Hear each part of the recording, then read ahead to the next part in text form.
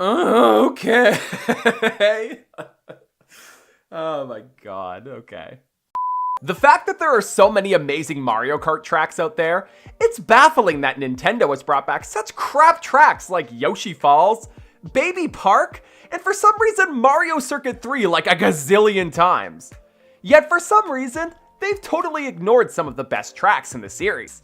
Hey internet, I'm Bryse, and in this video, I'm going to go over 10 tracks that need to be brought back in the next Mario Kart installment. After you watch the video, let me know what tracks you want to see return in the comments below. Also, why don't you give this video a like and subscribe? It's totally free, and aren't all free things good? Anyways, without further ado, let's go! Starting off this list, we have one of my favorite tracks from Mario Kart Wii, Toad's Factory. This is a top tier track, not only in Mario Kart Wii, but in Mario Kart in general that has strangely been forgotten by Nintendo. Heck, even though Mario Kart Tour brought back over half of the Nitro courses from Mario Kart Wii, Toad's Factory was still omitted over tracks like Daisy Circuit. Okay, don't get me wrong, I am a huge Daisy stan, but come on! Toad's Factory is miles better than any circuit track. Toad's Factory features a setting that we've never seen from any other Mario Kart track, and that's a factory. But not just any factory. It's the factory where they make the item boxes. How cool is that? The fact that this track has importance to the actual series should have meant that it returned a long time ago. But now, apparently the only Wii tracks Nintendo is allowed to bring back are Mushroom Gorge, Coconut Mall, Koopa Cape, and Maple Tree Way apparently. The second track that needs to return is the only Mario Kart 64 track that is yet to be remade, and that's Wario Stadium. I'm actually glad this track has never been brought back yet, as Wario Stadium just screams new era Mario Kart track, with the track ramps and the potential for anti-gravity. I know a big complaint with this track is that it's quite long, being one of the longest tracks in the entire series, but I think adding more boost panels or shortening this track to 2 laps would actually improve it. This is the track on this list that I am 100% certain will return in the next Mario Kart game, as like I said before, it's the only N64 track that has yet to be remade. It will be interesting to see if Nintendo will add another N64 track alongside this one for the next Mario Kart game. And if they do, which one will it be? The third track that needs to return is one that I personally see as super underrated. But I could be wrong and maybe lots of people actually like it. But it's Maka Wuhu from Mario Kart 7. Although this is a 3DS track and a throwback to Mario Kart 7, it also serves as a throwback to the Wii era as well, as this track takes place on Wuhu Island from Wii Fit and a few other Wii titles. This track stands out as one of the handful one-lap tracks in the series. And these tracks are some of my favorite, as they don't just take you on a race, but they take you on an adventure. This one being around a portion of Wuhu Island at sundown. This has the potential to be one of the most beautiful tracks in the series with its updated graphics if it keeps the sunset aesthetic. Let's just hope that Nintendo fixes the glitch shortcut near the beginning of the cave section. Did you know that 85% of people who watch my content aren't subscribed? If you're enjoying the video, don't forget to smash that subscribe button. Hit the like and ring that bell to get notified when I upload future videos. If you're interested in supporting the channel further, why not consider becoming a member by clicking the join button underneath this video or the link in the video description.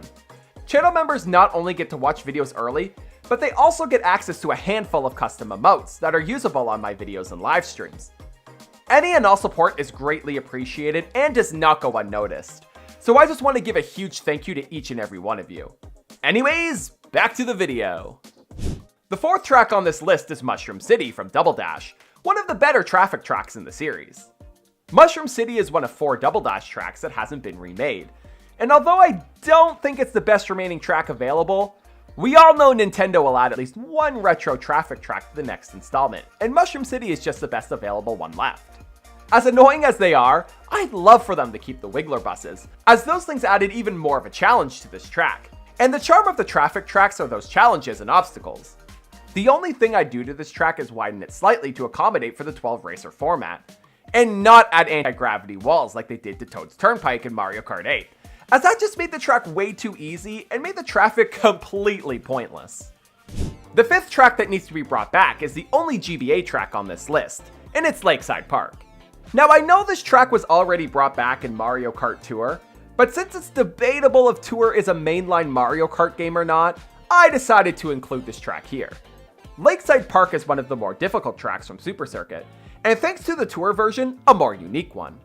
The Tour remake is definitely the one they need to bring back here, as after a set time, the sky will darken and the volcano will erupt, causing lava balls to appear, tumbling onto the course and forming many craters that players can perform jump boosts on. This is a track that would be perfect for the first or second track of the Lightning Cup. Moving back to Mario Kart 7, the next track that needs to be brought back is 3DS Shy Guy Bazzar. Like with Lakeside Park, I know this was in Mario Kart Tour, but once again, it's iffy to call Tour a mainline Mario Kart game or not. For the record, the next 2 tracks on this list were also in Tour, but focusing on Shy Guy Bazzar, it stands out as a track with very unique theming, having an Arabian theme. It also makes multiple references to Subcon from Mario Bros 2, as that's the game that Shy Guys originated from. The fact that this fan-favorite Mario Kart track was robbed from being an 8 Deluxe is absolutely criminal. And Nintendo needs to make it right by giving Shy Guy Bazzar a rightful remake in the next Mario Kart installment. The 7th track on this list is Dry Dry Doins? The 7th track on this list is Dry Dry Ruins from Mario Kart Wii. Now, unlike Toad's Factory, this track did return in Mario Kart Tour, but it's never been remade for a proper mainline entry. The desert tracks in Mario Kart aren't known for being some of the best, but Dry Dry Ruins does a solid job at making a desert track a fun one to race on. It's a longer and slightly challenging track that would be perfect for a second or third track of a Leaf Cup, or possibly the first track of a Lightning Cup. Not much of this track really needs to be changed in my opinion. Just add a glider ramp as you exit the ruins instead of a normal jump, and I think it's golden. The 8th track that needs to return is the final 3DS track on this list, and it's my favorite track from Mario Kart 7. It's Wario Shipyard. I really enjoyed the implementation of underwater driving in Mario Kart 7, and I think Wario Shipyard was the track that showcased this new feature the best. Unlike most tracks that are featured mostly underwater, Wario Shipyard actually has substance with the sunken ship in the eerie atmosphere. Now before you say it, yes, once again, I know this track was in Tour, and I promise this is the final track on this list that appeared in Tour. The final 2 have never appeared outside of the game they debuted in. The 9th track that needs to return is Bowser's Castle, more specifically the version from Mario Kart DS. I find this rendition of Bowser's Castle is often slept on and forgotten, and I don't know why. This track is a low-key banger. Of the 3DS tracks that have never been remade in any capacity, Bowser's Castle is the most interesting in my opinion. Just like a few tracks mentioned before, nothing really needs to be changed about this track other than making it wider to accommodate 12 racers instead of 8. The only other changes that could potentially benefit this track are making the shortcut in the Thwomp Room off-road so it's harder to pull off, and have the spinning platform after the spiral ascent be either an anti-gravity platform or removed totally and replaced with a glider ramp.